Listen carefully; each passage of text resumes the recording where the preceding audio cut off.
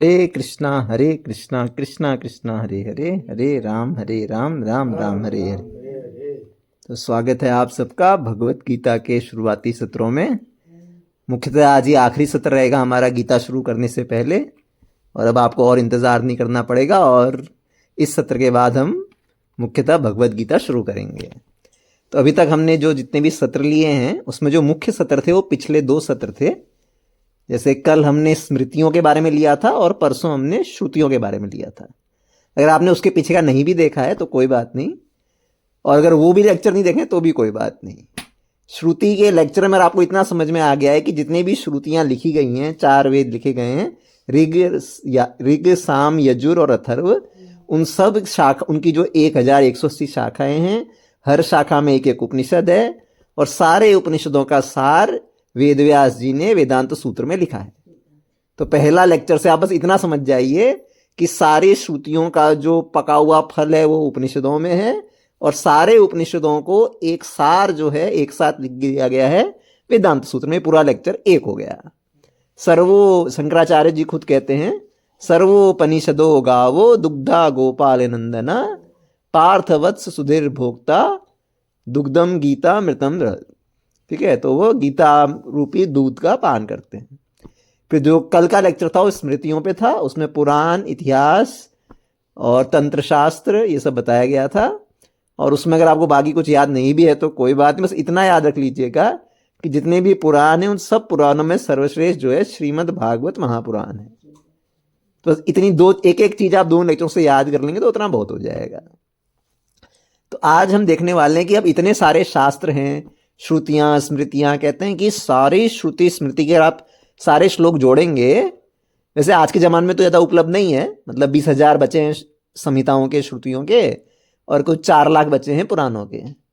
पर पहले कहते हैं कि इनके टोटल जो श्लोक थे वो 1 लाख श्लोक थे, यानी 1 के आगे 10 जीरो। तो अगर कोई व्यक्ति से अभी 94% वेद लुप्त हो चुके हैं ऐसा बोला जाता है। आपने सुना होगा ना, कोई वो खिलजी था या कौन था, उसकी सेना ने 6 महीने तक तक्षशिला और नालंदा विश्वविद्यालयों को जला के उसमें आग वाग सेकी थी उनकी सेना ने 5-6 महीना। तो इतने 5-6 महीने तक जलते रहे वो, लाखों की सेना को आग सेकने के लिए। तो वो तो खैर इतिहास हो गया अब। तो मुख्यतः बात यह है कि अभी इतना सारा जो श्रुति स्मृति है जिसमें 1 लाख श्लोक थे, और अभी भी जितने भी हैं वो भी बहुत हैं किसी के पढ़ने के लिए। तो इन सबको पढ़ने के बाद हम देखेंगे कि कुछ लोग इनको पढ़ते हैं, कुछ लोग इनको नहीं पढ़ते हैं, और उसके बाद वो लोग क्या, उनको साक्षात्कार होता है, क्या किस निष्कर्ष पे वो आते हैं। तो आज का हमारा विषय है न्याय। न्याय को दर्शन भी बोलते हैं, यानी किसी चीज को पढ़ के या समझ के आप क्या विचार करते हैं और किस निष्कर्ष पे आते हैं। तो लोग जो हैं, कुछ लोग वेदों को पढ़ के निष्कर्ष पे आते हैं, कुछ लोग बिना वेदों को पढ़े ही निष्कर्ष पे आ जाते हैं। तो कुछ लोग जो वेदों को बिना पढ़े निष्कर्ष पे आते हैं उन्हें बोलते हैं नास्तिक दर्शन। तो नास्तिक दर्शन ये मानता है, इनकी एक विचारधारा है कि कोई परम भगवान या कोई सत्ता जिससे वेद आ गए, क्योंकि ऐसा माना जाता है कि जो वेद है वो अपौरुषेय हैं, उनको किसी पुरुष ने नहीं लिखा, वो भगवान से आए हैं। तो ये किसी भगवान को नहीं मानते, और किसी भगवान से कोई वेद आए ये भी नहीं मानते हैं। तो नास्तिक दर्शनों में 3 दर्शन मुख्य हैं।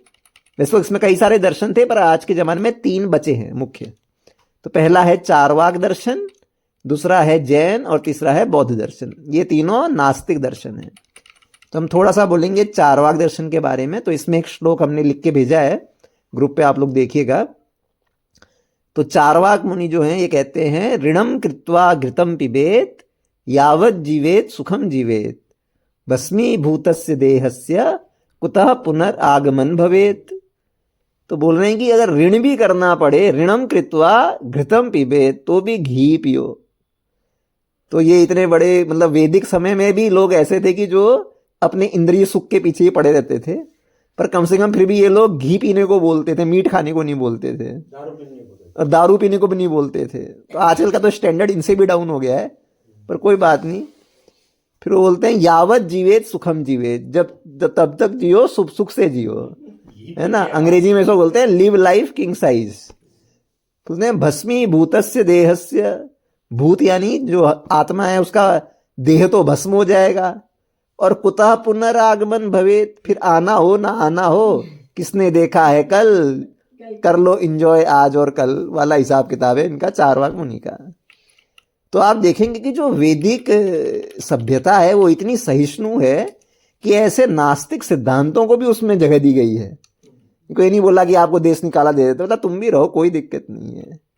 तो अगर आप किसी और, अगर कई सारे आजकल वो शांत मजहब में कई सारे, उनके अगर देशों में आप चले जाओ तो अगर आप उनके धर्म के खिलाफ कुछ प्रचार कर दो तो वहाँ कैपिटल पनिशमेंट है, मतलब टांग दिया जाएगा आपको। तो ऐसे से वहाँ नियम है। पर वैदिक समय देखिए, कई लोग बोलते हैं कि वैदिक लोग इतने अत्याचारी थे, ऐसे थे वैसे थे, ऐसे ऐसे लोगों को भी उसमें स्थान दिया गया है कि भैया आप कुछ तो मानिए। मतलब क्योंकि जो नास्तिक है, अगर तुम उसको बोलोगे तेरा कुछ नहीं हो सकता बोल दोगे तो फिर वो बहुत ज़्यादा उपद्रव करना शुरू कर देगा। तो ठीक है, तुम भी क्या मानते हो तुम लिख लो और हमें पता रहेगा कि कौन क्या कर रहा है यहाँ पे, मतलब देश में। तो उसको भी स्थान दिया गया है, क्योंकि एक्चुअल में लोग जो हैं वो पालन वही करते हैं जो उनको करना होता है। आप उनको कुछ भी पढ़ा दो, करना उनको वही है जो उनकी इच्छा हो रही है। तो इसलिए उनको भी इसमें जगह दी जाती थी। तो आजकल लोग बोलते हैं ना कि हम लोग लिबरल हैं, पर सबसे ज़्यादा लिबरल जो है वैदिक धर्म वाले ही हैं, जिसमें ऐसे लोगों को भी स्थान दिया गया है। तो ऐसे ही दो और भी हैं, बुद्ध और जैन, तो आप जानते ही हैं, है ना। तो इसके बारे में ज़्यादा चर्चा नहीं करेंगे। फिर हम चलेंगे आस्तिक दर्शनों में। अब आस्तिक दर्शन जो हैं ये श्रुति और स्मृति को मानते हैं। इनका ही सबका ये मानना है, 6 के 6 का, कि जो वेद हैं भगवान से आए हैं और ये श्रुति स्मृति पढ़ते हैं।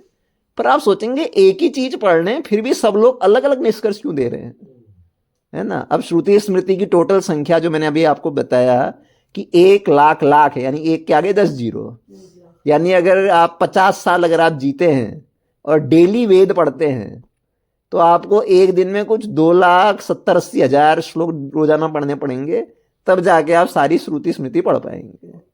तो सीधी सी बात है कि उतना पढ़ के तो कई सारे निष्कर्ष निकल ही सकते हैं। पर आपको जान के अचंभा होगा कि जो भगवत गीता है, जो उसमें सिर्फ 700 श्लोक हैं, इस एक किताब को पढ़ के ही कितने सारे निष्कर्ष निकले हैं। तो अगर आप गूगल में जाएंगे और देखेंगे कि भगवत गीता के ऊपर 5,000 से ज्यादा टीकाएं मात्र अंग्रेजी भाषा में हैं।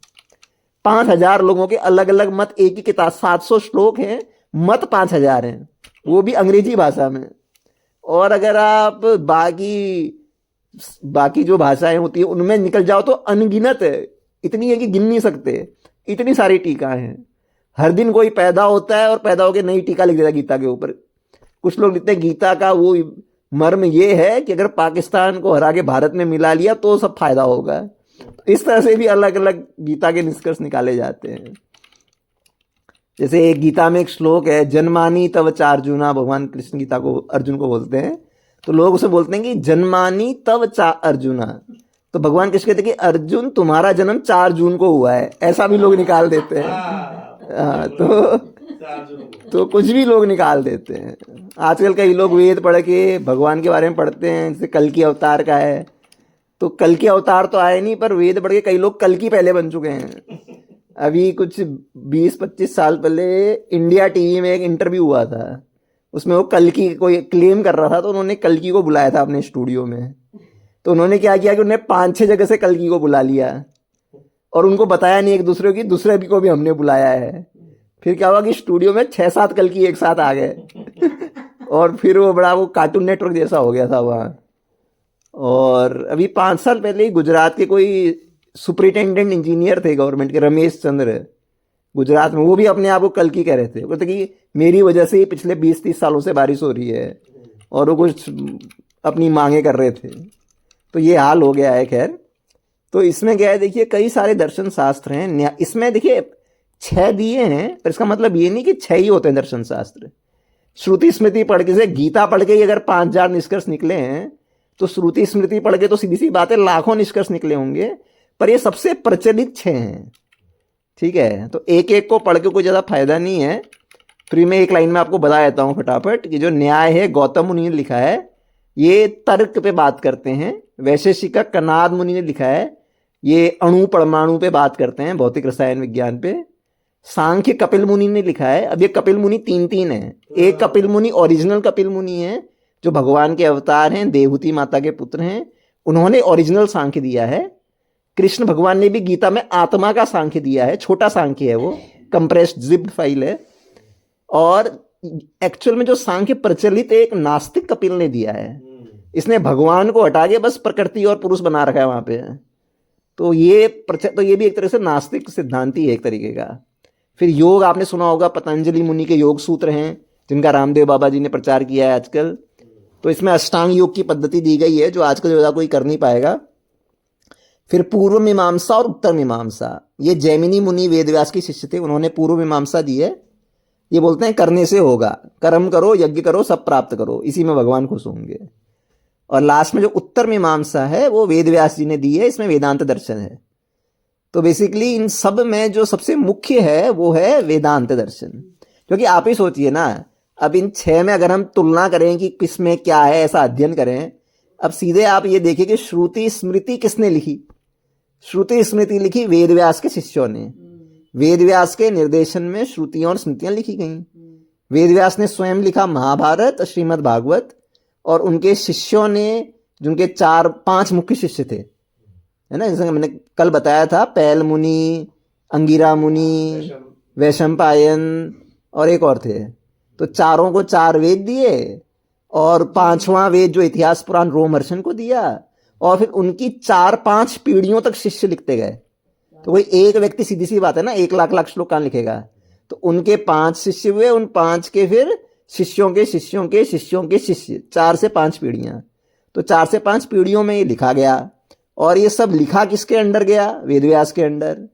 तो हम कौन सा निष्कर्ष हमें मानना चाहिए? जो वेदव्यास ने दिया हो ना, है ना। तो वो सबसे लॉजिकल बनता है कि आप एक एक को स्टडी करें उसकी बजाय। तो ये जो उत्तर मीमांसा है, यानी मीमांसा होता है कि सोच समझ के लिया गया निर्णय को मीमांसा कहते हैं।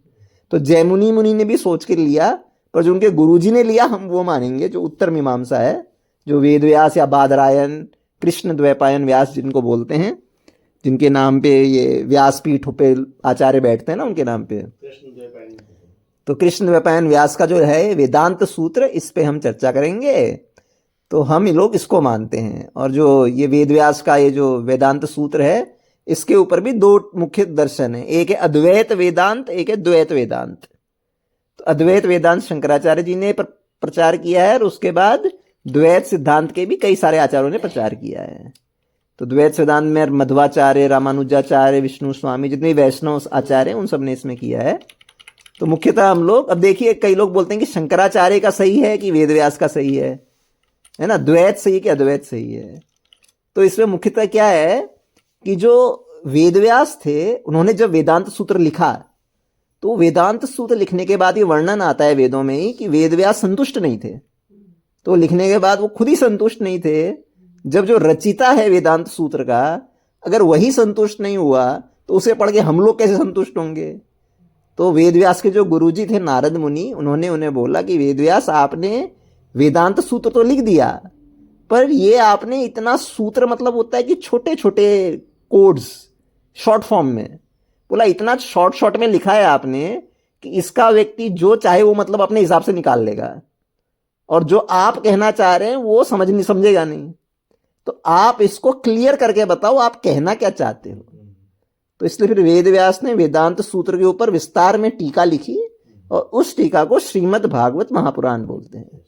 तो वेदांत सूत्र श्रुतियों का सार है, और स्मृतियों में सबसे महत्वपूर्ण भागवत पुराण है। और आपको जान के खुशी होगी कि जो भागवत पुराण है वो स्वयं वेदांत सूत्र की टीका है, वेदांत सूत्र के रचिता के ही द्वारा। तो ये सबसे ज्यादा प्रामाणिक माना जाता है। ठीक है, तो अब हम, कल तो संडे है तो कल थोड़ा ब्रेक लेंगे, और परसों से फिर हम भगवत गीता शुरू करेंगे। क्योंकि शंकराचार्य ने भी बोला है कि किसी भी संप्रदाय को अगर प्रामाणिक माना जाना है तो उनके पास 3 टीकाएं होनी चाहिए, वेदांत सूत्र की, वेदांत सूत्र की, भगवत गीता की और उपनिषदों की। तो ये तीनों टीकाएं जिसके पास होती हैं उसे प्रामाणिक संप्रदाय, इसे प्रस्थान त्रय बोलते हैं, कि ये 3 चीजों पे टीका होनी चाहिए, और तो 3 चीजों का नॉलेज आपको होना चाहिए। तो इसके ऊपर जो भगवत गीता की टीका है उसके बारे में हम कल संडे, आप लोग रेस्ट करिए, परसों से हम लोग इस पर चर्चा करेंगे। और हम अब गीता में भी आप देखेंगे कि हम गीता तो पढ़ रहे हैं, पर गीता में कितनी सारी गीताएं हैं, गीता मैंने बताया अभी कि अंग्रेजी में ही 5000 गीताएं हैं। खैर ये तो पुराना डेटा है, 3-4 साल पुराना, अभी और बढ़ गई होंगी। तो हम थोड़ा बहुत अभी देखेंगे हम किस गीता से पढ़ने वाले हैं, क्योंकि ऐसे जब आप एडमिशन लेते हैं ना किसी कॉलेज में, तो आप देखते हैं ना इस कॉलेज से कितने लोगों का 1 करोड़ का प्लेसमेंट हुआ है, या किसमें कितने विख्यात इसमें प्रोफेसर पढ़ाते हैं, थोड़ा हिस्ट्री तो देखेंगे ना। तो इसलिए हम लोग परसों जो गीता पढ़ स्टार्ट करने वाले हैं उसका हम हिस्ट्री बताएंगे कि इसको किन किन लोगों ने इस गीता को, इसके किस लाइन में, किस संप्रदाय में ये गीता आती है और किन्होंने ये गीता लिखी है, और उसके बारे में हम चर्चा करेंगे और फिर हम इसको स्टार्ट करेंगे। सुनने के लिए बहुत बहुत धन्यवाद। हरे कृष्णा।